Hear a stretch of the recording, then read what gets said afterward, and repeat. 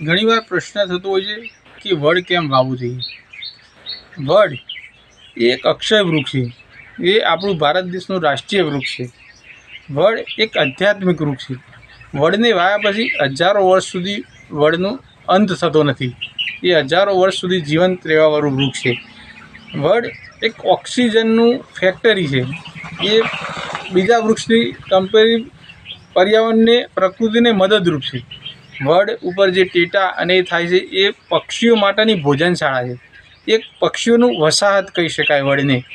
આજ વડ એવું વૃક્ષ છે કે જેમાં આપણા ઘણા બધા ઋષિમુનિઓ, ગૌતમ બુદ્ધથી માંડીને ઘણા બધા તપસ્વી ઋષિમુનિઓ વડની નીચે એમના આત્મજ્ઞાન થયું. અને ઋષિમુનિઓ પહેલાંના સમયમાં ગુરુકુળ અને જે આપણી બધી પ્રક્રિયા હતી એ વડના નીચે જ એ લોકો ધ્યાન લગાવતા હતા અને શિક્ષણ આપતા હતા.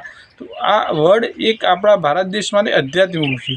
વડ આપણા શાસ્ત્રોમાં એમ કહેવાય છે કે વડની અંદર બ્રહ્મા વિષ્ણુ મહેશનો વાસ છે એમ. એટલે એક આધ્યાત્મિક રીતે પણ વડનો સારો એવો ટૂંકમાં ફાયદો છે. અને એનાથી વડ નીચે જો ધ્યાન લગાવીએ આપણે તો આપણને એક ઉર્જામય આપણા શરીરમાં એક ઉર્જાનો એક સંચાર થાય છે. અને આપણને એક અનુભૂતિ થાય છે કે ભાઈ આપણે એક આધ્યાત્મિક જીવન જીવતા લોકો હંમેશા વડને સાથે ધ્યાન લગાવતા હોય છે. અને વડ વાવવાથી પર્યાવરણનું પણ સારું એવું ટૂંકમાં સંરક્ષણ થાય છે. અને એનાથી લઈને પક્ષીઓ અને અન્ય જીવો માટે પણ ટૂંકમાં ખોરાક અને રહેવાની વ્યવસ્થા થાય છે. તો વડ વાવીને આપણે પર્યાવરણનું જતન કરવાનું એક ઉમદા કાર્ય કરી શકીએ. જો વડના વૃક્ષના ડાળખાઓ કાપીને આપણે એને તળાવ કિનારે લગાવીએ તો આપણને એમાં વધુ સફળતા મળે છે. કારણ કે ત્યાં વડના વૃક્ષને ભેજ મળી રહે છે અને એનો વિકાસ પણ સરસ થાય છે.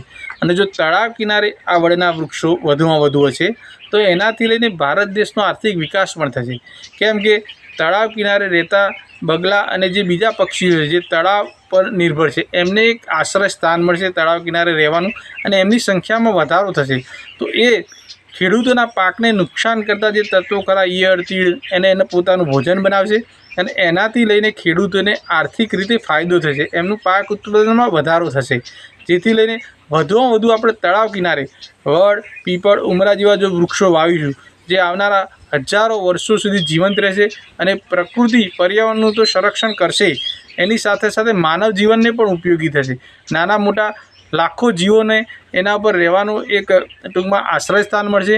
અને એનાથી લઈને આપણે માનવ જીવનને ઉપયોગી અને આહાર જે ભોજન જે માટે આપણે ખેડૂતો જે પાક પેદા કરે છે, જે અનાજ ઉત્પાદન કરે છે એમાં પણ વધારો થશે અને આપણા દેશ માટે પણ ફાયદાકારક રહેશે.